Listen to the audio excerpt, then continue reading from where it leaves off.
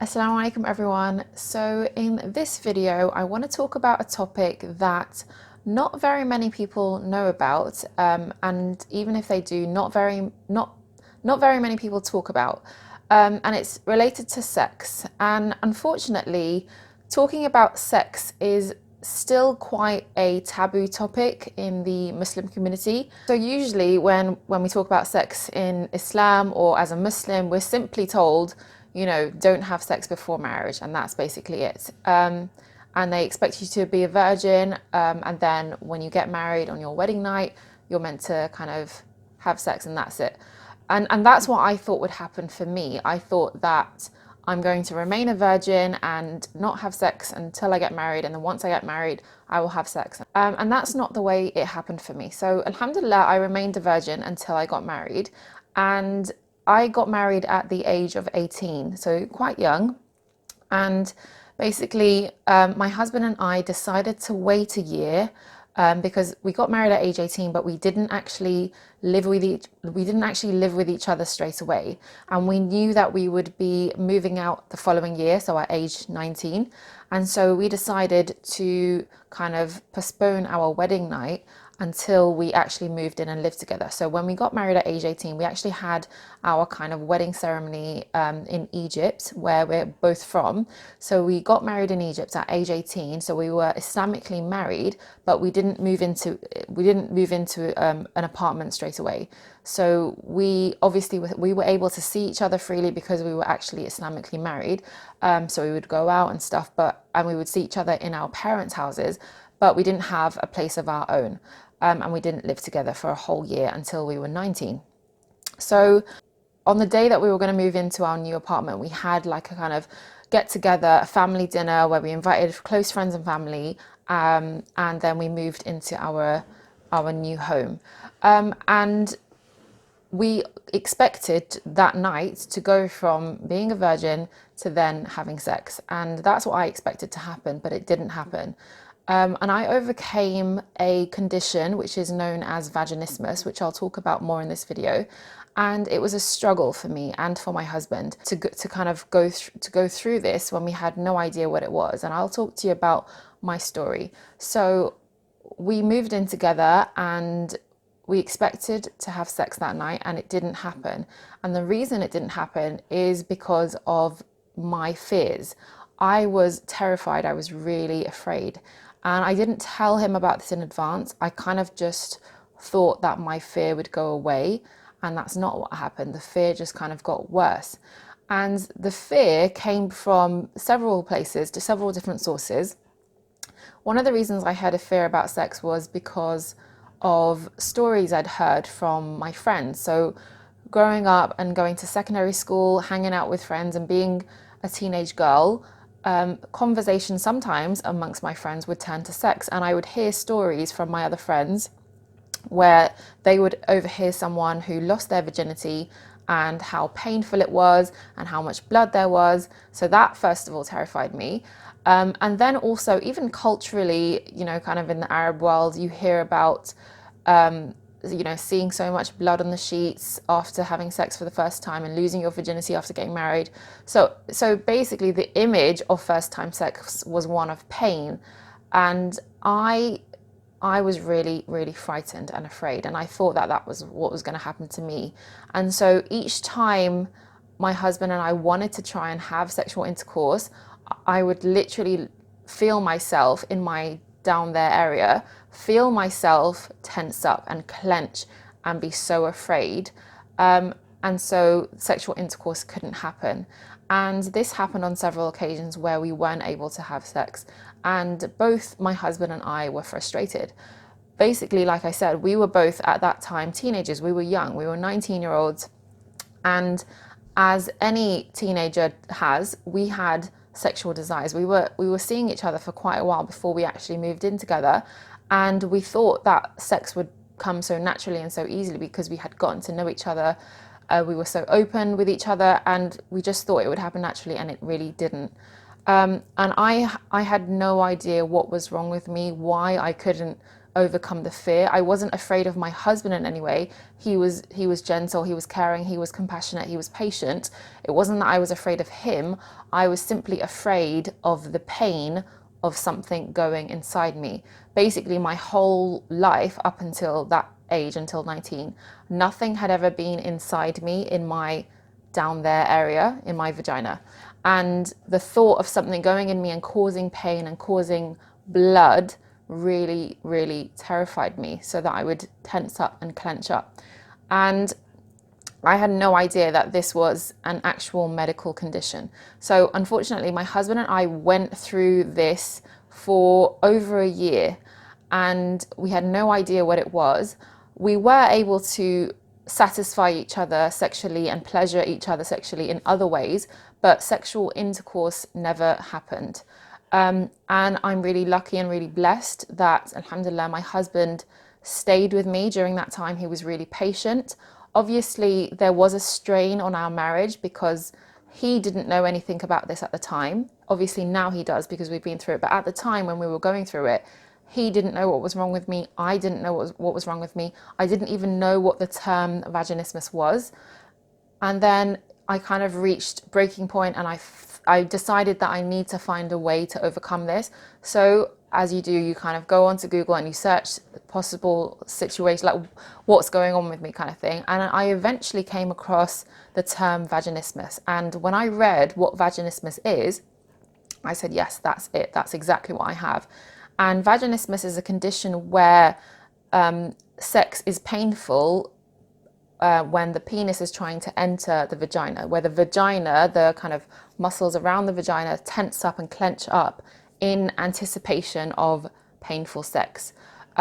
This sometimes happens to women who were kind of raped because they went through a trauma, and so they associate sex with pain. Alhamdulillah, that never happened to me. I was never raped, alhamdulillah, but I obviously heard those horror stories, those painful stories from friends growing up, and that really affected me.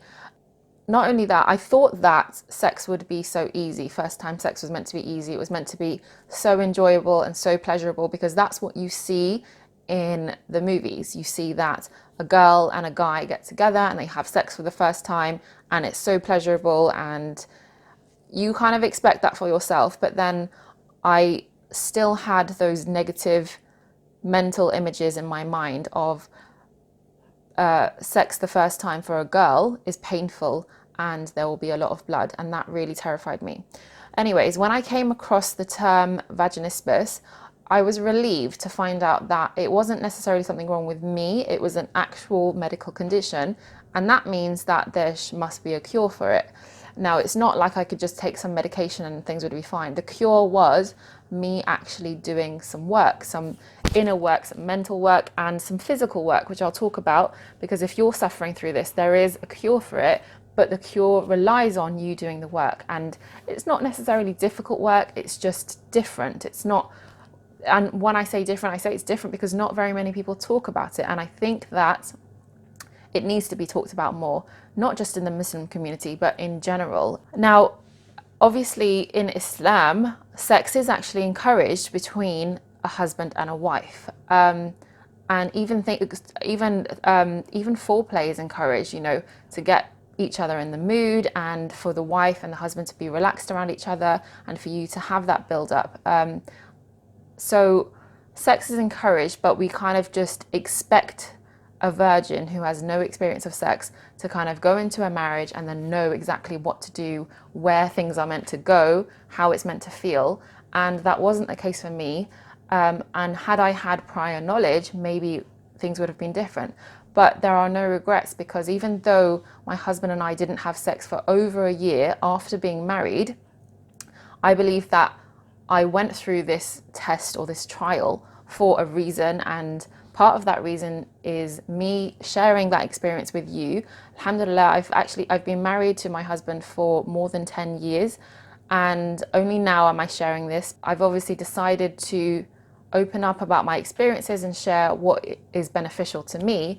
And when I was thinking about the next topic to do for my video, I decided on this one because I want to show you that you can go through any difficulty and you can overcome it, and then you can share with others how they can overcome it too. So there's always a silver lining to every test and to every trial.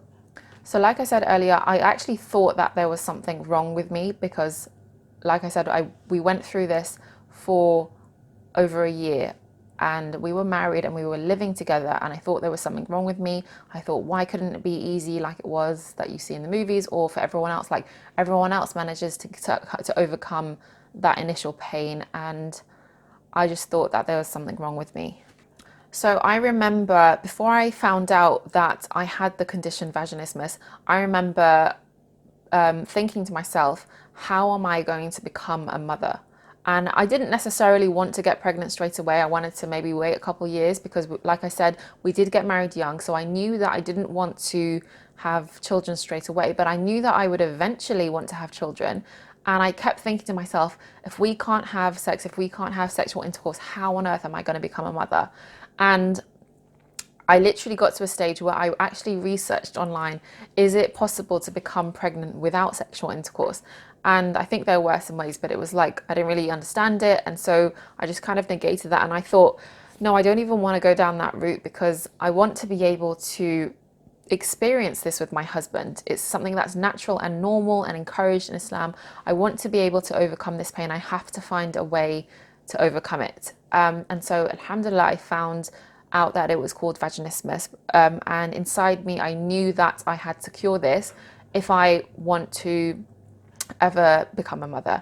And alhamdulillah, I can say that now I am a mother. I have 2 kids, so alhamdulillah that I was able to overcome this condition. And inshallah, my hopes are in this video, what you hear about my experience and my story is able to help you, for you to first of all see that you're not the only one to go through this, because I literally back then I didn't know about this at all, and I literally thought I was the only one to go through this. I thought, how can 2 people get married and love each other and be living together and not have sex for over a year of being together and living together and being married? Alhamdulillah, I must say that I was so lucky and so blessed that my husband was so patient to wait for that period of time. And you know, he stayed with me, and even though it put a strain on our marriage, and even though there were times I could see that he was getting a bit frustrated and a bit anxious about why wasn't this being solved sooner, alhamdulillah, he was really, really patient. And so may Allah reward him for that, alhamdulillah. At the time when I was going through this, nobody knew that I was going through it. I didn't tell anybody. I didn't tell my parents. I didn't tell my siblings. Didn't tell any friends. It was literally just me and my husband that knew about it. And that probably made things worse. And so I would say, if you're going through this, find someone that is close to you, that you trust, that you can share this with, so that you're not going through this alone. Because my husband and I didn't really know anything about this, he didn't know how to help me, and if he knew how to help me, I'm sure he would have. But it was up to me essentially to change my situation. I didn't want to be in that negative situation, and I knew that the only way for change was to make dua and for me to find a way to change. And I think that this can be applied to any like test or trial or difficult situation, is that know that there's a reason that you're going through it, and know that there's a way out of it. It may not happen straight away, it may take a long time, but with dua and with, you know, finding a way out of it and with actually putting in the effort and the action, you will overcome it, and you will look back on that trial and see it as a blessing. After I managed to overcome it, I did eventually tell my sisters that I went through this condition where my husband and I didn't have sex for over a year, and they were really shocked to find out. And that's really natural and normal, because they thought that once you're married, that's it, you have sex on the wedding night. And so when I told them that's not how it happened and we didn't actually have sex for over a year, they were really shocked. And I then told them about how I overcame it, and they were really proud of my kind of courage to share it with them. So when I found out that I had the condition vaginismus, I then obviously went and tried to find more information about it and how to overcome it, how to cure it. And I came across a book at the time. So this was back in like, I think 2009/10. Just thinking, it would have been 2010 when I found this book, and the book is called 10 steps to completely overcome vaginismus. I just recently went online to see whether they still sell the book. I think they still do. I think I found a few used ones, but there are more recent books that have been published on vaginismus and on painful sex. So if you go and search on like Amazon or any kind of online bookstore, find a book on vaginismus, I'm sure you'll find something that is useful and relevant to you. But the book that I found personally that I used, that helped me to overcome vaginismus. Literally, without the book, I wouldn't have been able to overcome it. The book that I used, like I said, was called 10 Steps to Complete. Was called 10 Steps to Completely Overcome Vaginismus. And basically, the book also came with like a kit, and this kit had a set of different sized dilators, and you might be thinking, what on earth is that? And it's literally a plastic object that you insert into your vagina, and they come of different sizes. There's like one really small one, and then they increase in size slowly up until the size of a penis, basically. Okay, so I'm obviously feeling a little bit awkward mentioning these terms, but I feel like it doesn't need to be awkward. These are all normal, natural parts of the body, so I shouldn't be feeling like that. Okay, so yeah, like I said, I got the book and I got the kit that comes with it. Also in the kit, it comes with like lubricants, and it comes with like, I think it came with DVDs at the time. And basically I had to watch the DVDs, read the books. You also need some kind of mirror, like a fairly small mirror for you to hold in your hands, for you to be able to see your down there area. And that was really important because literally, I think for us as females, we don't really see our down there area. It's not like for men, they can actually see their area. For us, we can't see our down there area. And so you need some kind of mirror to be able to see the different parts of your area, your female anatomy. So I got this book and I did all the activities, like I did them so like well, properly, and I did them over and over. And when I told my husband that I was gonna be using these different size dilators, and basically the process is to start with the smallest one, add some lubricant and get used to the feeling of something being inside you. I mean, it may, like, if you ever have been able to use tampons, you may find that you're so used to this, or so used to having something inside your vagina. But for me, I personally never used tampons. It just was something that I was never interested in. So whenever I had a period, I always used pads. So I literally had never felt anything go inside me. And don't worry, these dilators they're not vibrators or anything. They don't give you pleasure in any way. It's just literally helping you to get used to the feeling of something going inside your vagina. And not only that, actually figuring out where it is, where the actual entrance of your vagina is, because you know, when you can't actually see it, you don't actually know where it is. And so it was really handy to have the mirror and to use the dilators and actually feel a dilator or an object go inside you. And don't worry, that the dilators can't get stuck inside you. They have like a really long string on the end of them, and you can never really fully push it up all the way anyways, but they have a string on the end of them so you can pull them out. And if you have a husband and he's feeling a bit strange or a bit uneasy about you putting something inside you because, you know, he wants to be the first one to put his penis inside you, you need to kind of explain to him that this is the kind of way for you to be able to feel less stressed and to feel more at ease when it comes to you having sex with him. Because if you're currently not able to have sex with your husband, that's obviously a problem, because I'm sure that you want to both fulfill each other's needs sexually. And if you kind of explain to him in a gentle, compassionate way that others have gone through it, if you want to show him this video, go ahead and show him this video. Others have gone through it, and this was a way that another lady has, what am I trying to say? This was a way that someone else overcame this condition and now is a mother to 2 kids, and has now overcome it and is able to have sexual intercourse. Then it's like kind of like keeping your eyes on the prize. So it's not about his penis going inside you and being the first thing inside you. That's kind of like an outdated, old-fashioned thing. It's about you feeling comfortable with having sex with your husband and feeling his penis go inside you. And if you're not able to do that, you need to feel more comfortable and more at ease. And the way to do that is to overcome vaginismus. And the way to overcome vaginismus is through educating yourself. So getting the book and getting the dilators, getting the lubricant, and being used to your area, your female anatomy down there, and getting used to the feeling of something being inside you. Eventually, what I learned in the book is that you can also get used to literally just the feeling of your husband's penis on your vagina, and then slightly in with the penis not going in all the way, until eventually you're comfortable with your husband's penis going into your vagina fully.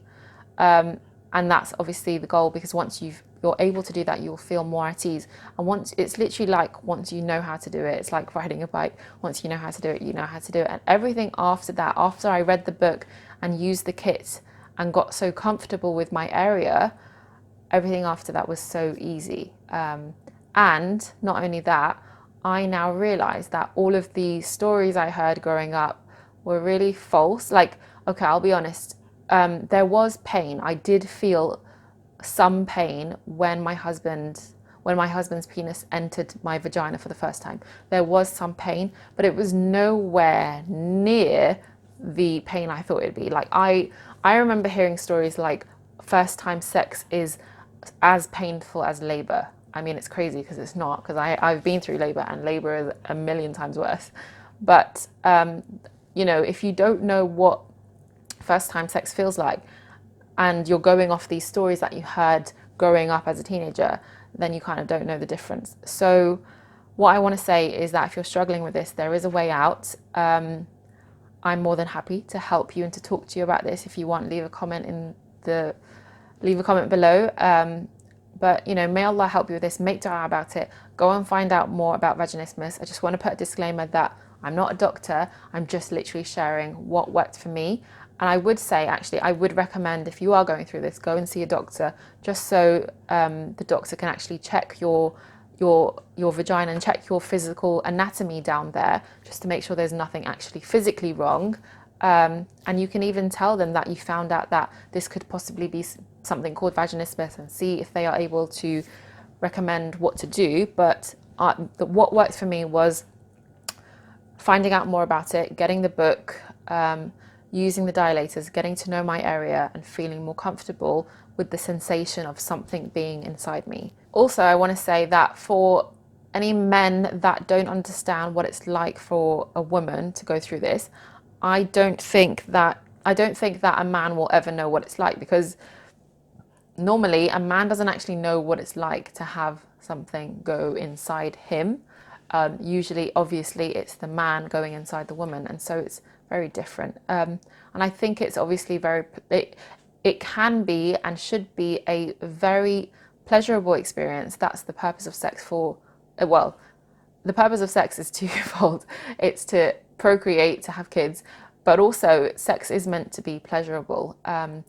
And so now that I've been able to overcome it, alhamdulillah, I can enjoy sex with my husband. It is a pleasurable experience, but I wouldn't be at this stage where I am now, you know, being a mum of 2 kids, if I didn't overcome that initial hurdle, that initial trial early on in my marriage. And I'm so grateful, alhamdulillah, that I was able to overcome it.